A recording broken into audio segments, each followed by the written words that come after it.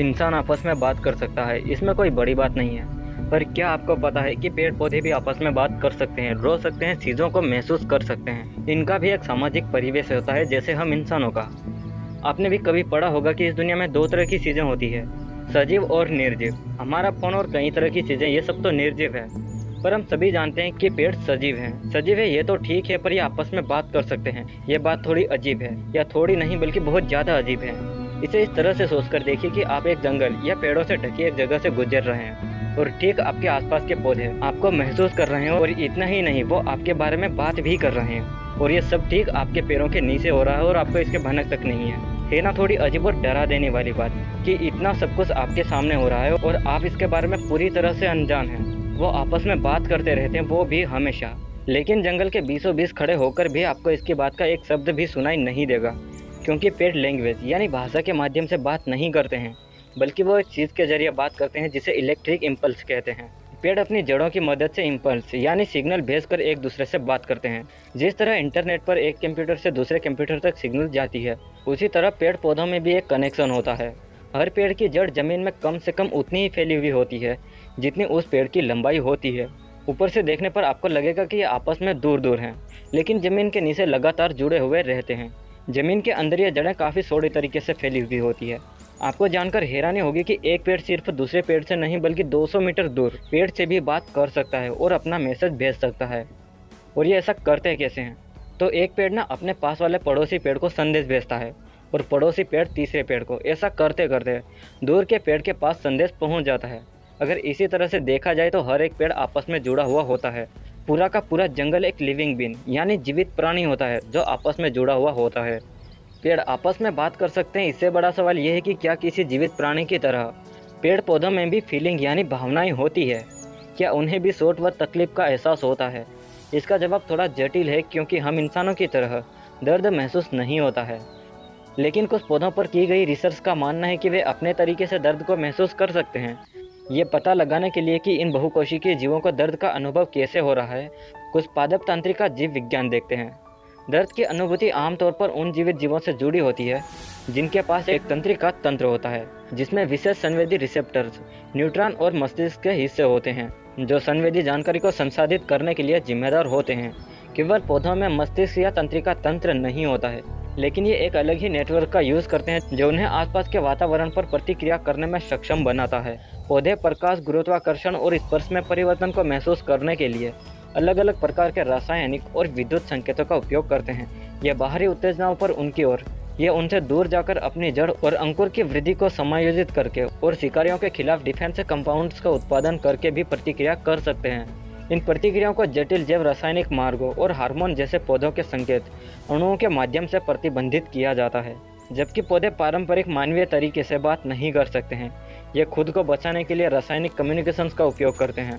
जब खतरा आता है, फिर चाहे वह इंसान का कोई उपकरण हो, भूखा कैटरपिलर या अन्य जीवित जीव, उनसे लड़ने के लिए पौधे अपनी जड़ें उठाकर भाग नहीं सकते हैं, उन्हें वहीं खड़ा होकर लड़ना होता है।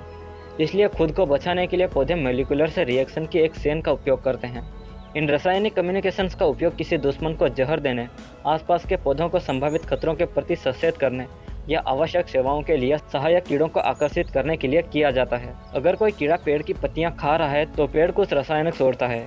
ऐसा करके पेड़ उन जीवों को आकर्षित करता है जो उस कीड़े को पेड़ से हटा सके। कभी कभी किसी पौधे की आणविक सुरक्षा डबल काम करती है। उदाहरण के लिए कैफीन का उत्पादन करने वाले पौधे आत्मरक्षा के लिए रसायन का उपयोग करते हैं, लेकिन यहाँ मधुमक्खियों को कैफीन की गंध मिलती है। कैफीन युक्त मधुमक्खियाँ पौधे के साथ ऐसा व्यवहार करती है जैसे यह कॉफ़ी शॉप हो, और बार बार लौटती है और भुगतान के रूप में अपनी परागण सेवाओं को छोड़ कर जाती है। पौधों का नेटवर्क एक दूसरे के लिए सहायक होता है। जैसे जैसे ये बढ़ते हैं, पौधे बाधाओं से बचने या अपने ट्रेडिल के साथ समर्थन तक पहुंचने के लिए अपने प्रक्षेप पथ को बदल सकते हैं। यह गतिविधि पौधों को जड़ों, पत्तियों और तनों के माध्यम से वितरित एक जटिल जैविक नेटवर्क से उत्पन्न होती है, जो उन्हें फैलने, बढ़ने और जीवित रहने में मदद करती है। उदाहरण के लिए जंगल में पेड़ अपने रिश्तेदारों को कीड़ों के हमले के बारे में चेतावनी दे सकते हैं, और पेड़ अपनी संभव सुरक्षा करके रखते हैं। रिसर्च के दौरान वैज्ञानिकों ने देवदार के पेड़ में radio active carbon isotope inject किया, और पेड़ ने कुछ ही दिनों में कार्बन को एक पेड़ से दूसरे पेड़ तक भेज दिया, जब तक कि 30 मीटर वर्ग के क्षेत्र के प्रत्येक पेड़ इससे जुड़ नहीं गए। वैज्ञानिकों को पता चला कि बड़े पेड़ों ने अपने जड़ प्रणालियों के माध्यम से पोषक तत्वों को साझा करने के लिए नेटवर्क सा बना रखा था, ताकि आसपास के पौधों को तब तक खिलाया जा सके जब तक कि वे अपने लिए प्रकाश को लेने के लिए पर्याप्त लंबे ना हो जाएं। और एक रिसर्च के दौरान पाया गया है कि पौधे चिल्लाते भी हैं। जर्मनी में बॉन विश्वविद्यालय के इंस्टीट्यूट फॉर एप्लाइड फिजिक्स के शोधकर्ताओं के अनुसार पौधे ऐसी गंध छोड़ते हैं जो दर्द में रोने के बराबर होती है। यह जानने के लिए लेजर पावर्ड माइक्रोफोन का उपयोग करके शोधकर्ताओं ने पौधों के कटने या घायल होने पर गैस छोड़ने से उत्पन्न ध्वनि तरंगों के बारे में पता लगाया है, लेकिन इन आवाज़ों को इंसान के कान नहीं सुन सकते हैं। पौधों की गुप्त आवाज़ों से पता चलता है कि खीरे बीमार होने पर चिल्लाते हैं और जब पत्तियां कट जाती है तो फूल कहराते हैं। और यह सिर्फ खीरे ही नहीं है जो अपनी आवाज़ सुना रहे हैं। घटनाओं के एक भयानक मोड़ में इस बात के भी प्रमाण है कि पौधे खुद को खाए जाने की आवाज़ सुन सकते हैं।